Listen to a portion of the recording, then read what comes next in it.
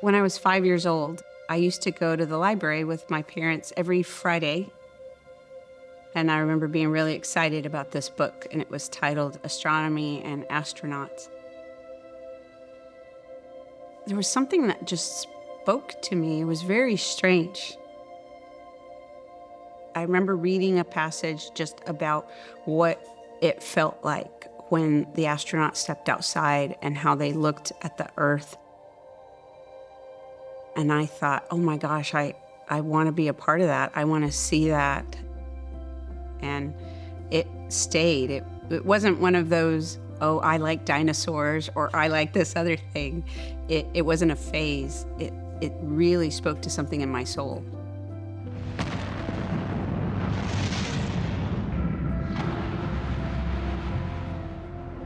So in May of '95, I applied to be an astronaut. I thought, okay, well, I'll probably get a rejection letter. I'm only 26 years old, but I'll frame it and be proud that I finally applied. But instead, I got a call. 3,000 people had applied, and I was one of 120 that they wanted to interview. And I lost it, and I called everybody. I called my mom, I called my sisters. I was really, really excited. But during the medical test, turns out I had kidney stones. Back then, if your body shows the ability to form even a single stone, it's a lifetime disqualification. Lifetime disqualification for being an astronaut? Yeah. So I remember being home that weekend and just crying. And then a Monday afternoon, Dwayne calls me, the head of the selection office. And he just said, "Are you okay?" And I'm like, "No, I'm not okay." "Would you be okay? My life is over." And I just let it out. And it was at that moment when it's like I could hear myself. And I thought, no. This is not me. I am strong, I am fierce, I can handle anything. And he said, "Ginger, have you ever considered working in mission operations, maybe as an astronaut trainer? For the International Space Station." The first stage of the International Space Station is marking the beginning of a new era of international collaboration to embark on what's been described as humankind's most ambitious endeavor to date. In the early days during the space race, it would have been unthinkable. Now, in an effort to save money and to show his support for Boris Yeltsin, President Clinton has proposed that NASA work with the Russians in building a space station. So I just kind of had to take some deep breaths and reconsider. I can never go into space. I can never visit the space station. But if I started teaching the astronauts, even though I can't go, each one of them can take a piece of me with them, something I've taught them, something I've brought to them. And I thought, okay, I can buy that. I can sell that to myself.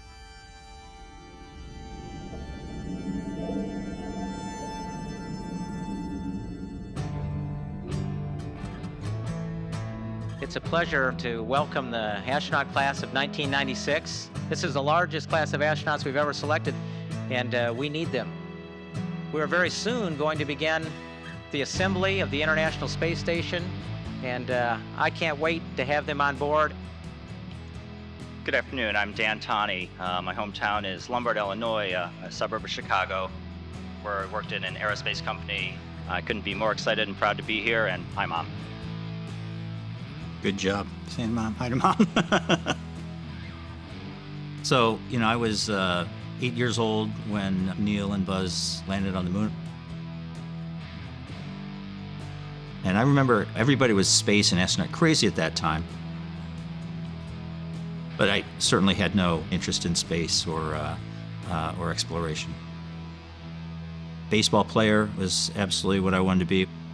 Then actually, I wanted to be a stand-up comedian because one of my idols was George Carlin. 2 minutes before you die, you receive an audible warning. 2 minutes, get your shit together. But my real interest was how people use machines. I like the human interface of how a ballpoint pen works or how a shampoo dispenser works. I love that stuff. But one of the games you play as a senior is, hey, where can I interview for free? And so I look at all the companies that are interviewing, and one of them was a space company out in California. I thought, well, let me go talk to them, because if I can get a free trip to Los Angeles, that'd be kind of fun. Located in El Segundo, California, Hughes Space and Communications Group is one of the largest satellite manufacturers in the world. It was during my spring break, so it was snowing in Boston, and it was 75 degrees in Los Angeles, and I went to the beach and watched people roller skating up and down and playing volleyball. And I thought, it'd be silly to turn this down. I mean, from a lifestyle point of view, this is going to be a ton of fun. So I moved to California, bought my convertible, and living near the beach, and just goofing around in the design department of this aerospace company. And that's where I ran across my buddy Gus. We were young. We had money. No commitments. As nerds. It was amazing. When we met at Hughes, DT was the young buck. He was smarter than all of us. But let's be very clear here. He didn't give a rat's ass about space. It was just an excuse to come live on the West Coast. And if he denies that and says, oh no, it's because I wanted to be an astronaut, he is lying. Carlos is, he's a lot of personality, right? And so when you're bringing a new friend in or introducing Gus to somebody, you have to sort of set the framework. It's going to be a lot at the beginning, and you gotta stick with it because once you can get past that, there's a lot of sincerity and a lot of big heart going on behind it. Space was a dodge for him, okay? Space was like, I'm doing this for the paycheck. I don't care about any of this stuff. Whereas someone like me, it's everything. My mother claims when I was but a young toddler and I'd been fussing and carrying on and making trouble all day, and then they put on this launch. 3, 2, 1, 0. Ignition. And apparently, it was night and day.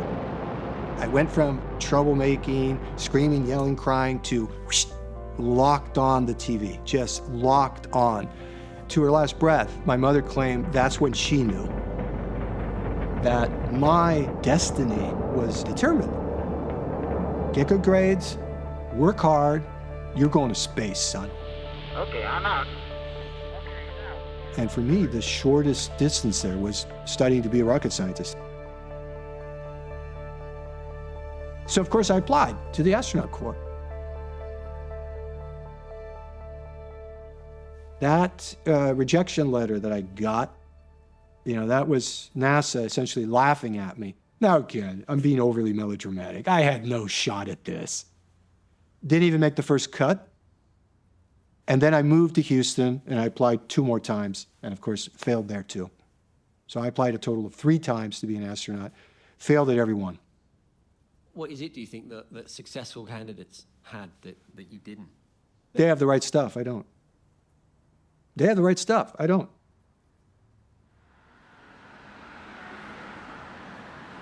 After I left Hughes, I got offered a job with a small aerospace company outside of Washington, D.C. And somebody said, yeah, there's a notice up that they're taking applications for the new astronaut class. What made you apply, do you think? Why wouldn't you? Why wouldn't you send your application in? I had no hope of becoming an astronaut. I just wanted to play the game, participate. I say it's like you buy a lottery ticket and you put it in your back pocket and you forget about it. And, all of a sudden you find out that your numbers got called and it's the shock of your life. And then that's when the imagination started going crazy.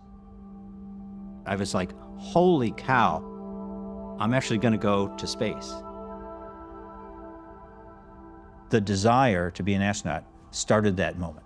I didn't have the desire till it became a real possibility. Fucker.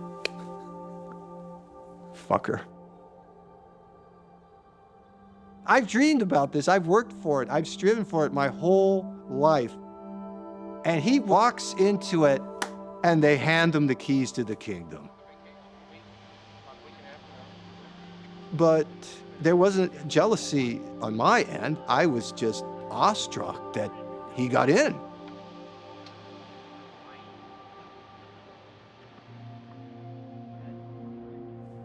This is incredible, Dan. Where do we go from here? Wow. Maybe kind of lose respect for NASA. That's mostly kidding. We're here at NASA's Johnson Space Center in Houston, Texas, where this mock-up is used for training. The real thing was built in Russia, and so it's called the Zvezda, which is Russian for star. Now, normally the crew would enter there. That's the docking port. And one of the first things they come to is the laboratory. It's very much like the laboratory on an airliner. When completed, the station will be as large as about 2 football fields and will be able to be seen with the naked eye. Those are just your regular ISSC tracks, Doug? When I was selected in '96, we had not flown any element of the International Space Station yet. But we were testing the first modules on the ground. You know, there was 35 of us. That's a huge number of new astronauts. They needed a big class because they anticipate a lot of flights and a lot of spacewalks, and all that was just music to our ears. All right, we're starting off a little late. Wanted to give people a chance to come in from the rain and grab a cup of coffee. There are a number of different assemblies and components we're going to talk about today. When I became an instructor for the astronauts, my first crew was Expedition 1. And that was the first crew that was training to fly on board the International Space Station. Yuri Gudzenko, Sergei Kriklev, and Bill Shepard. So you were like 26, 27 when you were given Expedition 1 to take care of? Yeah, oh yeah, I was young. Feisty, but young. We were a little Expedition 1 family, and we did everything together. And I quickly realized that I needed to live in Russia, because if I was going to be wherever the crew was, they were in Russia 70% of the time. So I put everything in storage, and I moved out there. I loved it. Oh, I loved it so much. This is my room. I just cleaned it. See? Computer's always on.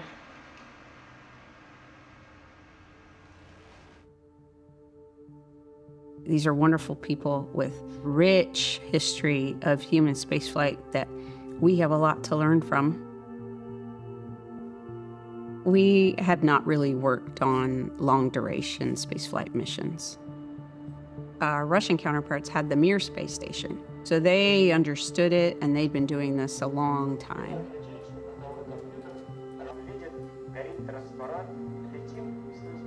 So space provided a common goal where we could show the world that the US and Russia can actually work together and create something that people have never seen. The most ambitious space project since America sent a man to the moon starts in the early hours of tomorrow morning, when a Russian rocket lifts the first of more than 100 separate sections of the International Space Station into orbit.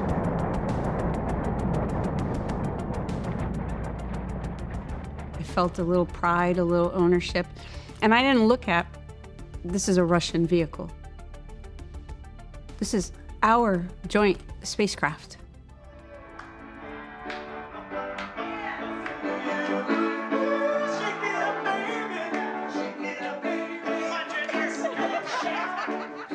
We had a joint party with the Americans and Russians, and there was toast after toast, because we were so excited, because this marked the very beginning.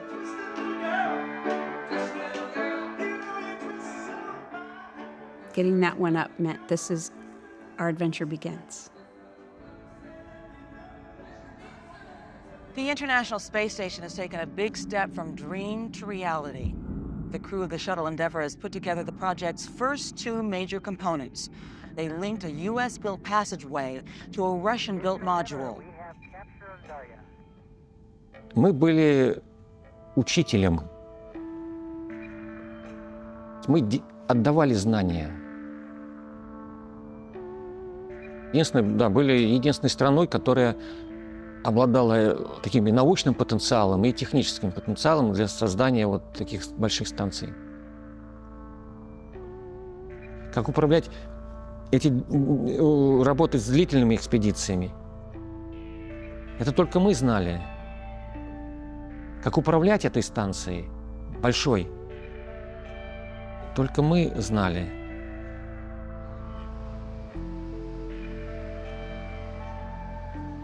NASA utilized the Mir space station as a bridge to the ISS. It gave us a lot of experience training for and going to live on a space station. So American astronauts had been spending 6 months there.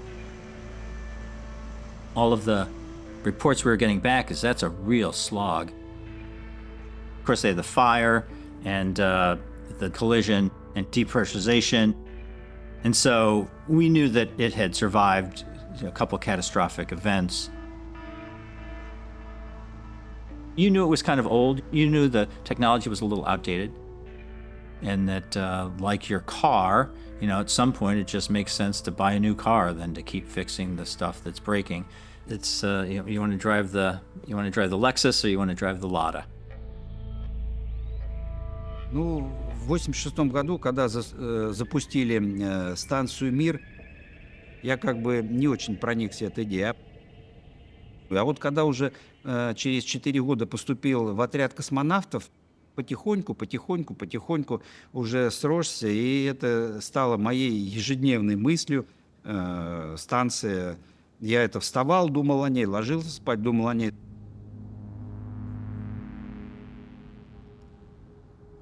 Естественно, что будущее станции было под вопросом. Уже американцы начали российскую программу поджимать. У нас были долги по международной станции. А, соответственно, они говорили, как вы свою станцию имеете, ее финансируете, поддерживаете, а вы должны нам деньги по МКСу. И они сказали, если вы не можете спонсировать сразу 2 станции, значит, вы должны прекращать спонсировать свою станцию. The enormous international plan to build a permanent scientific station in space is not only behind schedule, it may cost the United States much more than the U.S. had planned. Russia's fallen almost a year behind building this critical section called the service module. Many U.S. officials say cooperation is still worth it even if it is expensive. It keeps the Russians friendly, and it helps bolster the U.S. presence in space.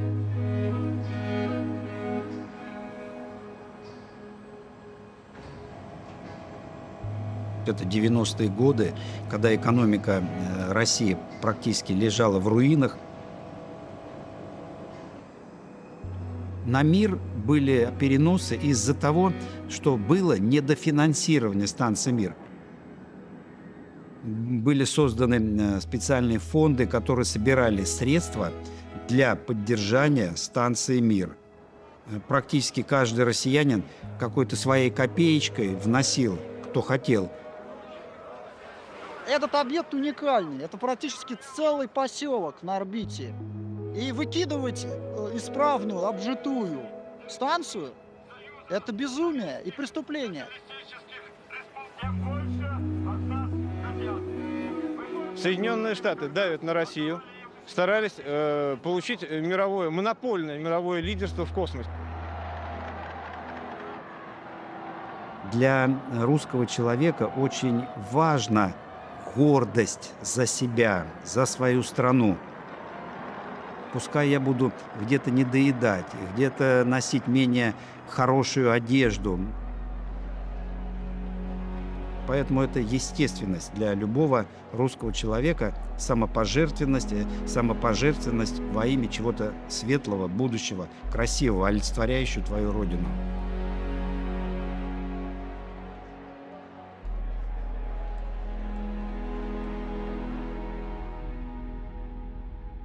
For the first time in more than 10 years, no human is orbiting the Earth. That's because Russia's Mir space station is now empty. Mir mission director Vladimir Solovyov still hopes some extra money will be found to keep it in space, but knows time has run out.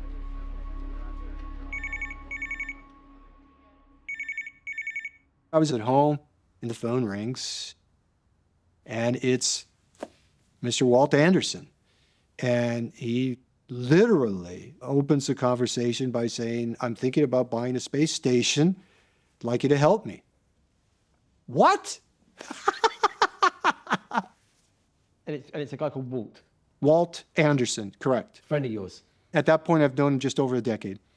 Carlos was totally and absolutely certain about the development of space, that was the right thing for mankind to do, and it was important, and I agreed with him. So we got along pretty well. I think if there's something important enough in your life that you think about it more than anything else, that's an obsession. And are you obsessed? Oh, yes. Oh, yes. The public belief was only NASA can do space. So if I can short circuit that by joining other like-minded individuals, and then I'm going to do it. You jump ship. Where's my jetpack? Where's my lunar colony? Where's my flying car? In the 90s, many of us were very frustrated, and we decided to take matters into our own hands. Hi, I'm Gus. I'm the one taking these shots. Hi, Mom. We called it New Space. And we were a community preaching that it's not just governments that can do space. It's not just NASA that can do space. We got these crazy, insane entrepreneurs with these crazy, insane ideas, and they band together to show the world that private companies could do great things in space.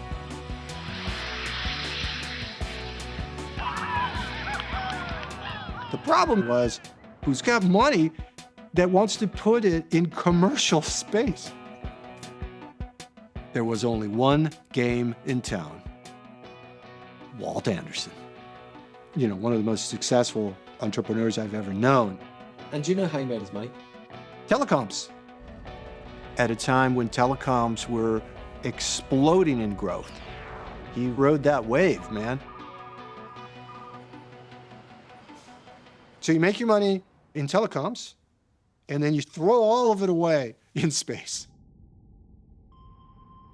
To me, the idea that we would save the Mir and use it for commercial and scientific purposes was an interesting idea. I mean, who doesn't want to go to a space station?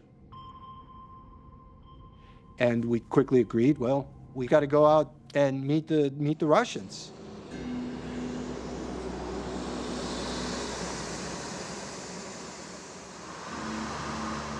We wanted to impress them. We wanted to show them we were real and had some resources. So we thought taking the private jet was a good move. The brief in Russia is very simple. Can they work with a Western partner? Are they thinking that we can do this deal together?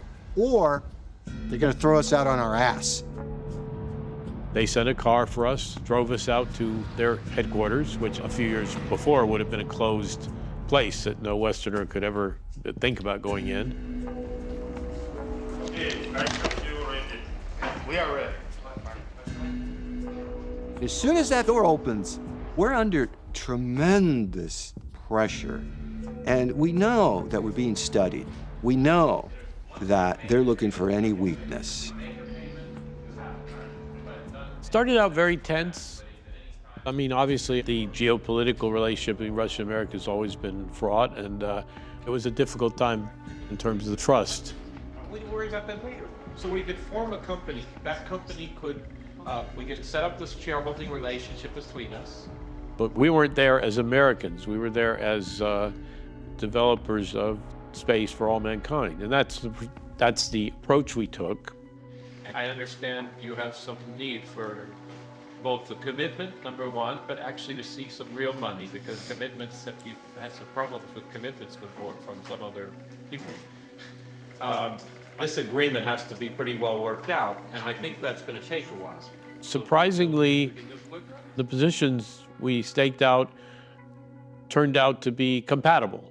You know, we had very similar goals. They wanted to save the Mir. Walt Anderson. His desire is to dare mighty things. And to dare mighty things would be to set up with your private banker in advance that there will be a code phrase. And when that code phrase is proffered, bam, speed of light, $7 million US. Psst, transfers from Walt to the Russians. What was the code word? I don't remember. Carlos probably does. Mir for peace.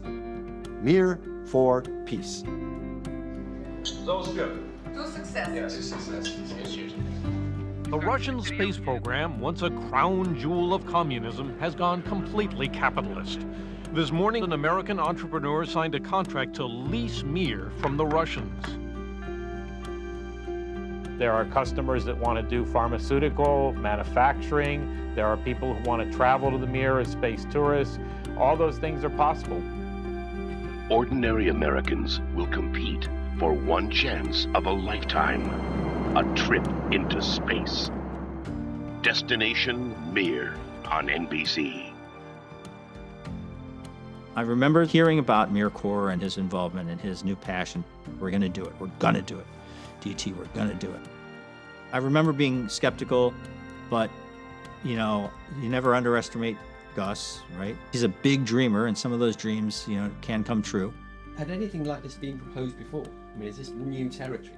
At that point, no, I had never heard of anything like that before, especially the commercialization aspect, you know, buying something that the government owns and then running it as a for-profit company.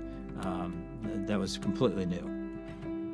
The possibilities have long been apparent with the cash-strapped Russian space program. Cosmonauts in commercials, product placement at mission control, put your logo on a Russian rocket. This is just one small step for mankind, but a giant leap for Pizza Hut. But wait, isn't Mir that creaky old space station the Russians were going to ditch? It is, but engineers say its worst problems are fixable. Whenever you buy a building, the site survey is critical, right? You send out someone to evaluate the building, the foundation, the structure, the electrical, and then you make the go, no-go decision. We needed to see if it's worth saving. Hence the first flight. Who went? 2 privately hired cosmonauts, paid for by a private company, Mir Corps. A few months ago, it looked like the Mir's days were numbered, but cosmonauts Sergei Zelyotin and Alexander Kaleri are under orders to patch it up and keep it orbiting. У меня было двоякое чувство в связи с этим. С одной стороны, разочарование, то, что мы не можем закрыть этот вопрос. Но такое положение России на тот момент времени было, что мы вынуждены были идти на поклон к каким-то бизнесменам непонятным. Но для меня, как для русского человека, это было больно и обидно. Но в этой ситуации другого выхода просто-напросто не было. Приходилось хвататься и за соломинку руками утопающего. Early this morning, 2 cosmonauts suited up for a mission few people thought would happen again, a manned flight to Mir. Thanks to Mir Corp, Russia's national space program is back in business. The cosmonauts know they're heading for a crumbling 14-year-old space station, which has been plagued by accidents and breakdowns.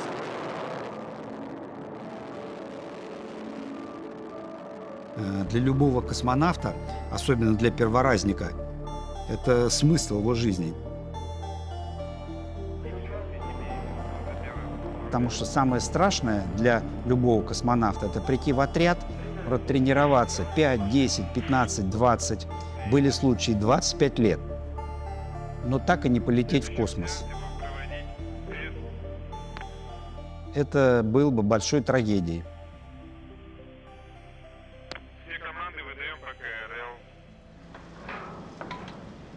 Привет, ребята, видим вас. Отлично. С приездом.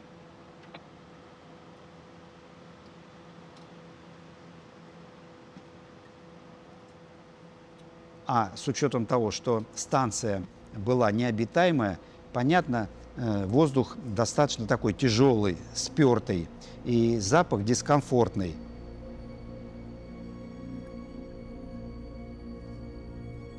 В казарму когда-нибудь заходили, где спит 100 солдат, и оно давно не проветривалось, вот приблизительно так.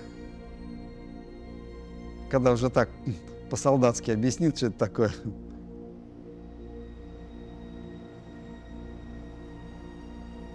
Но понятно, для меня станция «Мир» — это мой первый космический дом, я ее очень любил.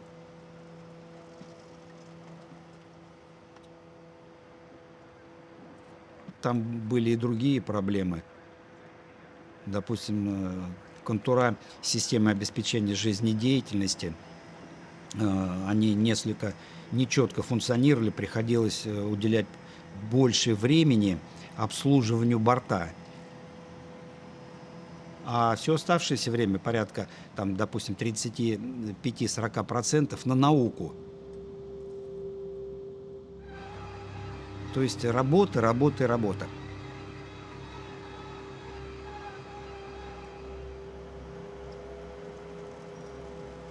Ну, вы знаете, скажу вам по секрету, в пятницу и в субботу мы себе позволяли понемножку там или вина, или коньяка. Это официально не разрешено, но и не запрещено. А в России, раз это официально не запрещено, то, в принципе, оно разрешено.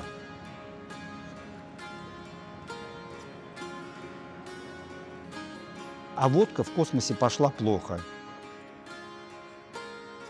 Я не знаю, почему. Вот французские коньяки, там, Хеннесси, Курвуазье, просто идеально. А вино тоже идет достаточно хорошо, а водка почему-то не очень.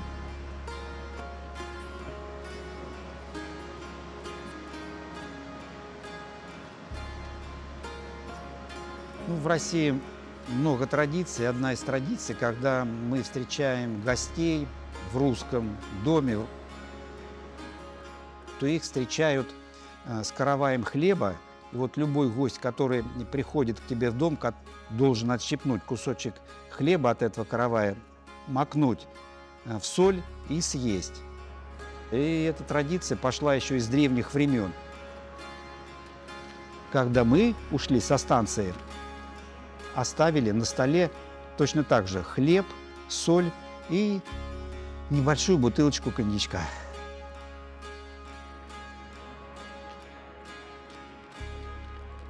Мы надеялись, что в конце года туда прилетит следующий экипаж, наши дублеры.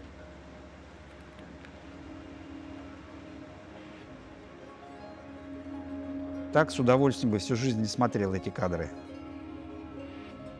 Еще все молодые, красивые.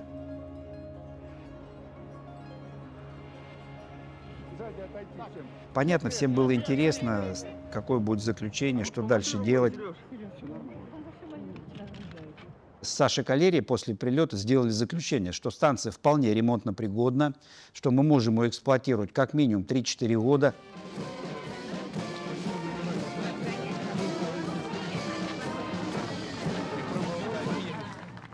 So, of course, they found a lot of problems. We expected that. But there was no showstopper. There's nothing here that would prevent us from doing MirCorp. The building will stand. It's that simple. Today, MirCorp marks the first manned space flights are being made available to private citizens through a business-oriented, non-governmental company. This is the moment we dreamed of our whole lives. A regular person going to space. This is Business Plan 101, first customer. The 59-year-old Dennis Tito, a California millionaire businessman, is in training to be a cosmonaut, Russian style. We negotiated a deal with them to be the first tourist on the Mir. He signed an agreement, and we were feeling positive. I always followed space. I always loved space. I always imagined what it would be like to look at the Earth from space. We were getting newspapers all over the world. There was no bad news. Everyone thought it was very cool to have a private space station. And in fact, even the NASA employees thought it was kind of cool. When you got higher into the political side of NASA and the White House, it was different. Thank you. It really surprised me later to learn how unhappy they were about our business.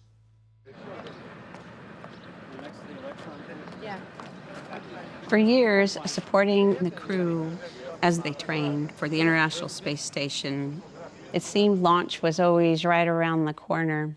But something would usually happen and our launch would get delayed. Everyone knew they were going to launch at some point, but it really wasn't real yet. Присоединяюсь к словам Шепа. Большое спасибо всем тем, кто готовил нас 4 года. А мы постараемся оправдать эти надежды и сделать все так, чтобы МКС заработала так, как должна работать. But when we got in that plane to go from Star City to Baikonur, Kazakhstan, that meant it is real.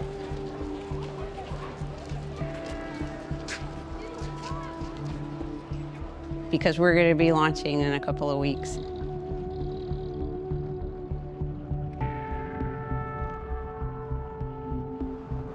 I had been told what to expect when we were there and the rich traditions that our Russian and Kazakhstan counterparts had.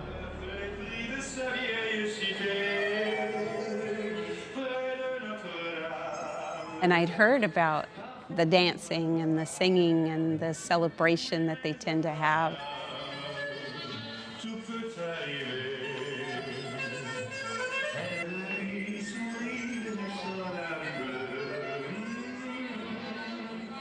So these are students from the local area, I was told.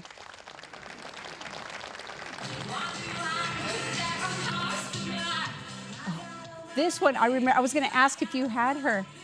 She sang I Will Survive, and I thought maybe not the most appropriate song choice prior to launch. Oh my God, I can't believe you have her. Are you serious? She was good, though.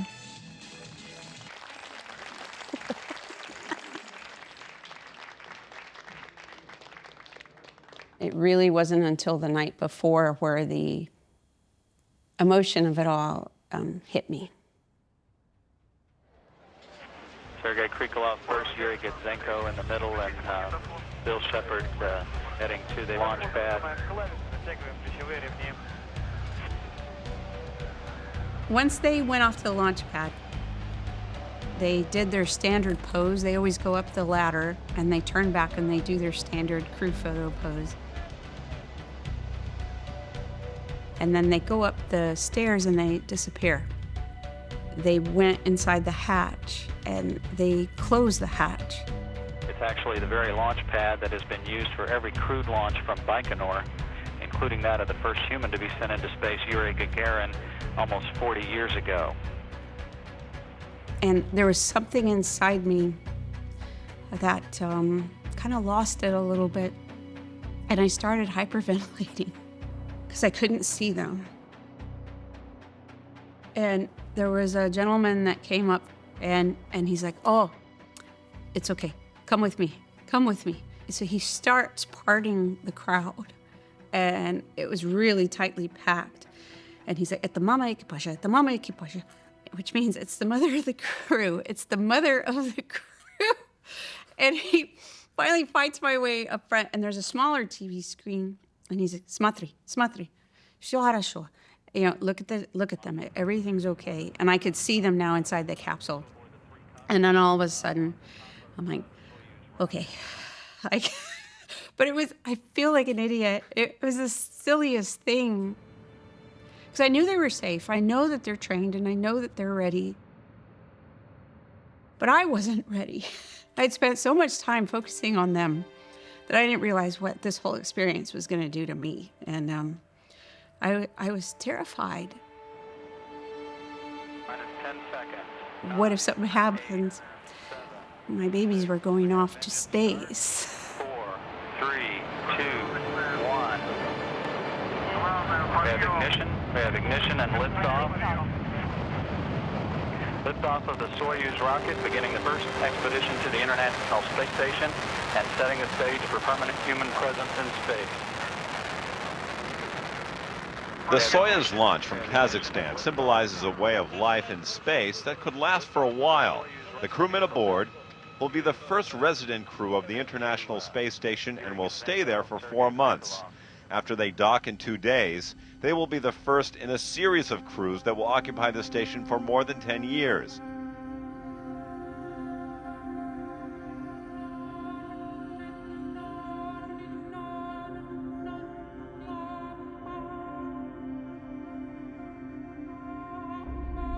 Commander Shepard had the prerogative of being the first to enter the station, but he has deferred in an offer of conciliation and respect out of the partnership to allow his Russian crew member to enter the station first. Let's look upon this as the real opening of the international space frontier, not just for a country, but for Russia, America, Europe, Japan, Canada, and all that is to follow. The moment they opened that hatch and set foot in that module, we set a clock. We are living on the International Space Station, and there won't be a time where we don't have people living in space. That was our intention when we designed the space station, to always have people on board. I knew that I was taking part in history. Very few people get the opportunity to do that. We are here, and we are here to stay. Last year, the Russians announced they would scrap their old space station, Mir, and focus resources on the new International Space Station. Instead, they're now repairing Mir. Russia's revival of Mir is a slap in the face at NASA. This debacle has already delayed the International Space Station for over 2 years and cost us several billions of dollars.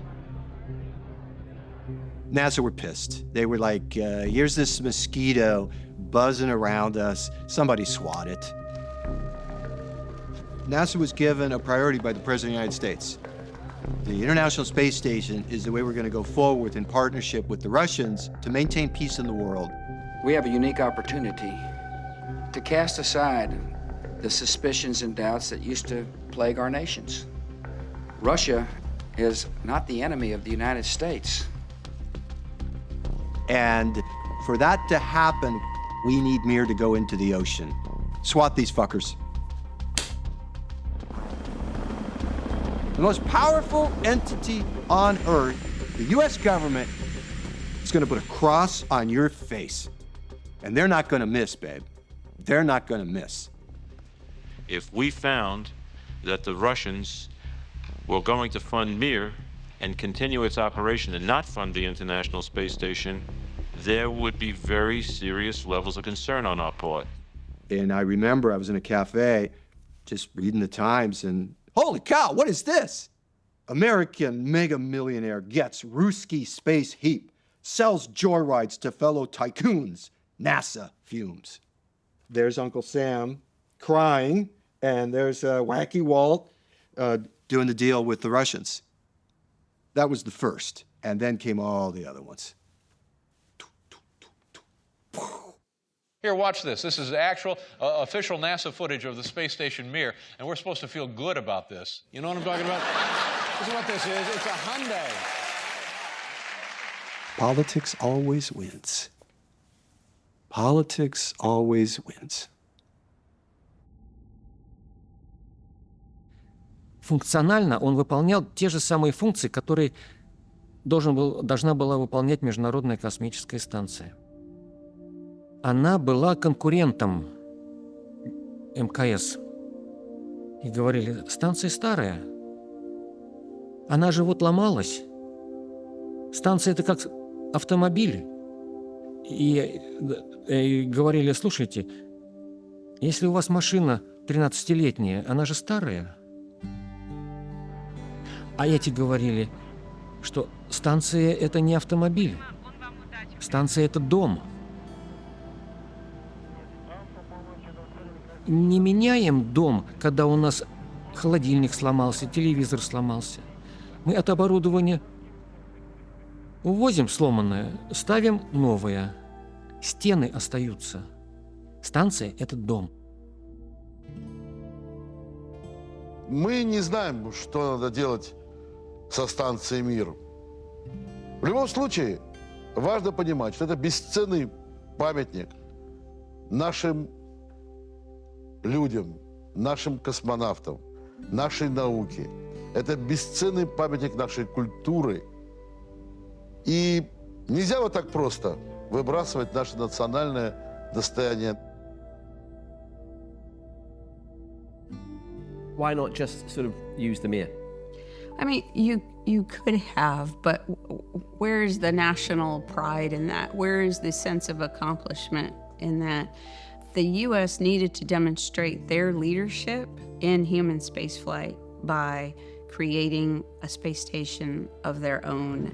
And, embracing the U.S. spirit of being collaborative and working with many nations and flying astronauts from different countries and flying scientific experiments from different countries. We couldn't have done that by just using the Mir space station because we couldn't control what the overall purpose was or the overall vision for the Mir space station. So we needed to create our own. Having our own space station would be our way of demonstrating that we are the leaders in human spaceflight and that we are going to continue to lead moving forward to Moon and Mars.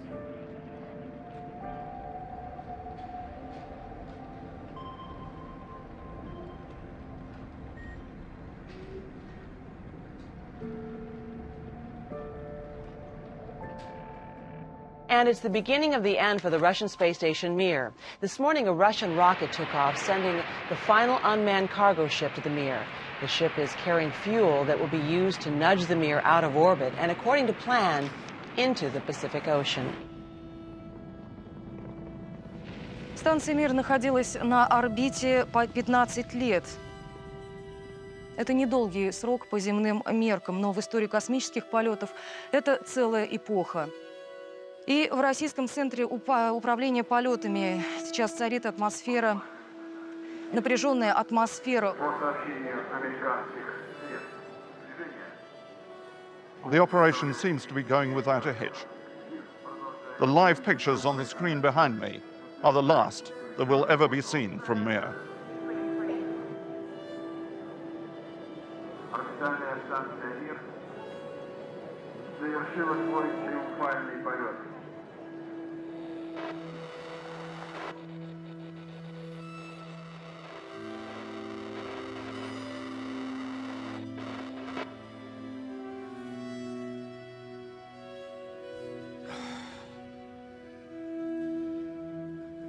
Ну, конечно, мне это было очень неприятно, что было принято такое решение. Я и сейчас вспоминаю, и просто эти кадры вспоминаю. Они сейчас у меня перед глазами стоят, как станция «Мир» сходит с орбиты и входит в плотные слои атмосферы и сгорает. Мне понятно, даже слезы навернулись.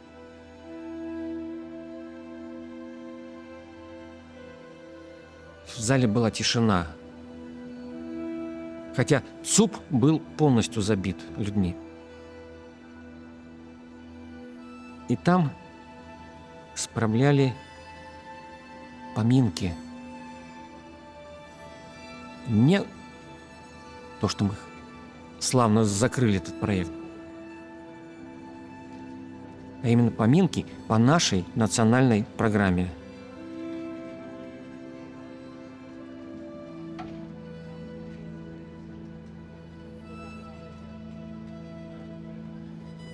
Я сжился с этой станцией. Станция стала для меня живым существом, родным.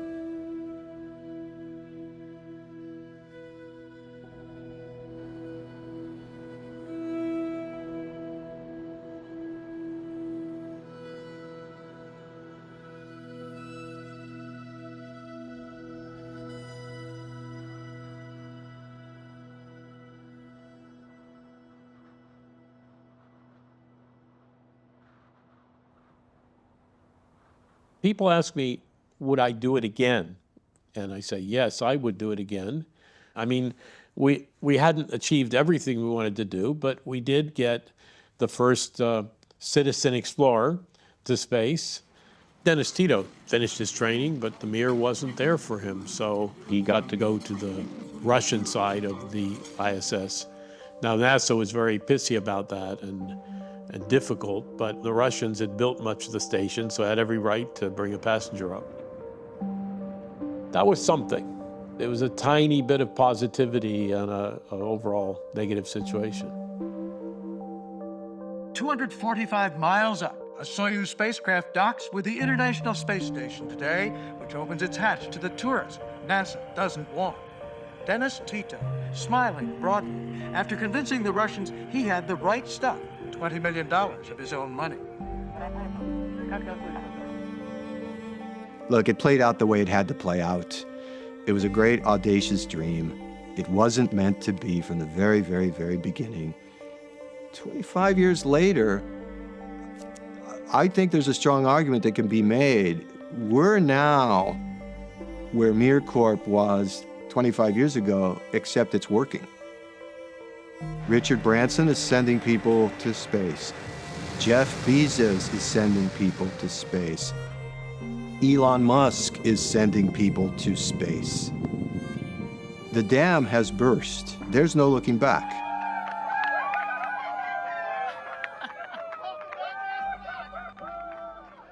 That's why, when you ask me, how disappointed were you didn't become an astronaut? How disappointed were you that this company failed? How disappointed were you with the Mir Corp? Why did you step away? It is essentially my life history that most of the things that I participate in are going to fail. And that's okay. There are some places in your life that you never expect to be, and standing here at this mic is one of them. And I'm really, obviously excited to be here. Thank you all for coming out. This is an absolute dream come true, and believe me, it's as exciting and fun as you think it is.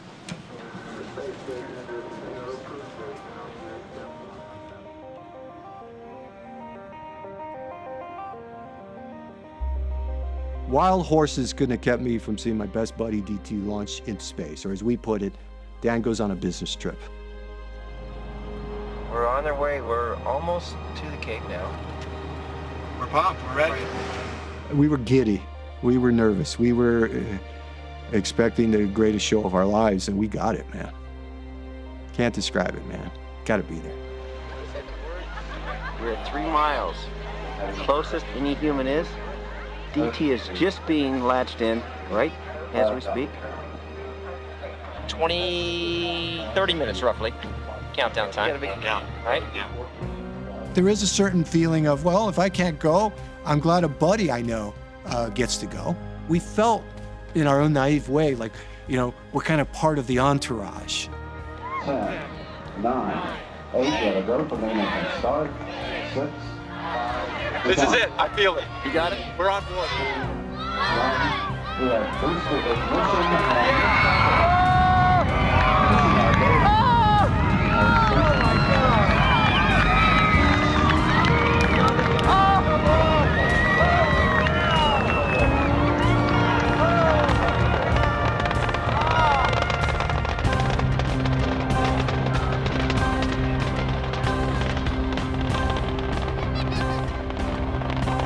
We did it. We launched. That was cool. Look, it's up there. Check it out. We're in it. Oh, look. Oh.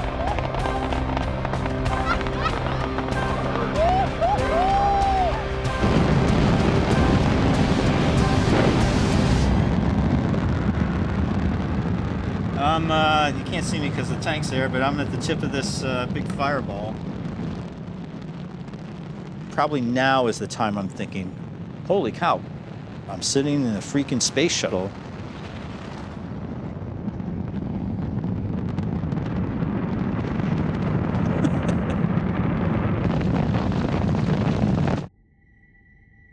All of a sudden, you're in space.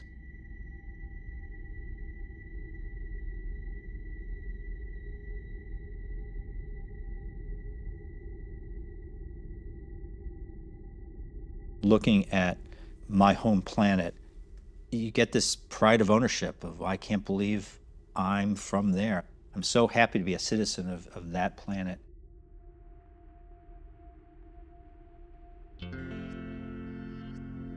And there's what looks like a bright star on the horizon, and hey, that's the station. We're 50 kilometers away. We talk about it when we practice it, simulate it, but once you see it for real, you think, wow, that's really cool. Here we come. Pretty soon you can see the solar rays, and then you get closer and closer, and then at some point you're thinking, we're really close to this thing. It's taking up the whole window, and you're gonna touch it. You're gonna dock to it. It's like you're going to Oz, you know? It's glimmering, it's beautiful. It's an incredible thing that we humans have made in an incredibly hostile environment.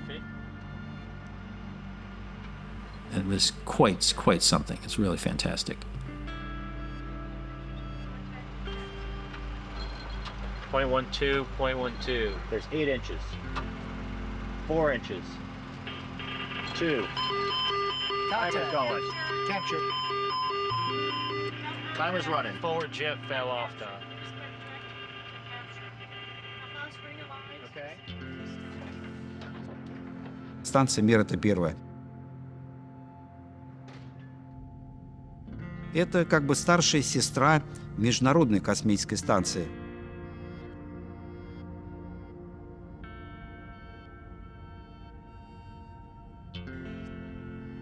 Which station is better?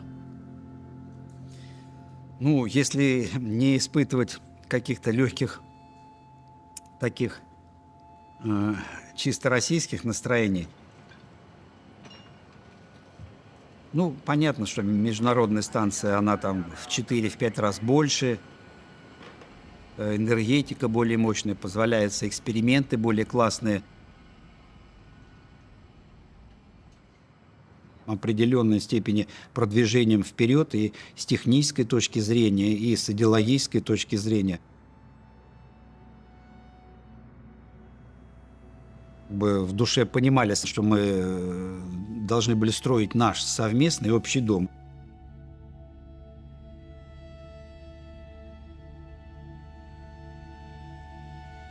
The space station was designed so that neither the US nor Russia could operate the vehicle independent of one another. It was intended to be able to withstand any political turmoil that might exist between our countries at any given time. The power system, those huge solar arrays that you see, that power the entire space station, is controlled by the US side. The propulsion system, however, is managed on the Russian side of the vehicle. So the US keeps the power running, and our Russian counterparts make sure that we can stay in orbit with the right propulsion. Ultimately, it was designed to function only if we're cooperating. Well done, whoever thought of that. Because it's helped us survive a couple of bumps in the road. I love that part about it.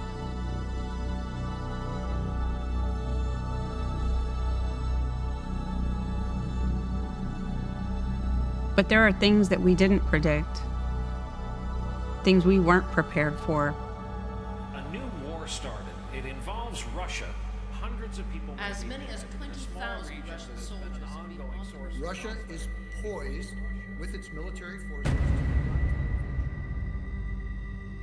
As we went over the eastern part of Ukraine, all of a sudden there were little red flashes, and we were watching bombs go off. We were literally watching people being killed from space.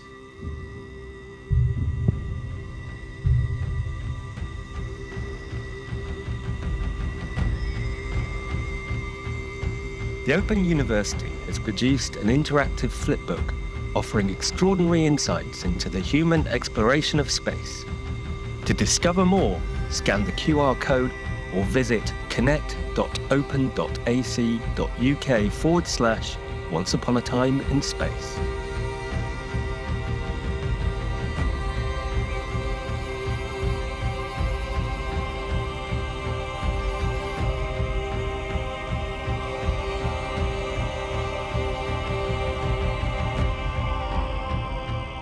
Орбитальная станция «Мир» завершила свой триумфальный полет.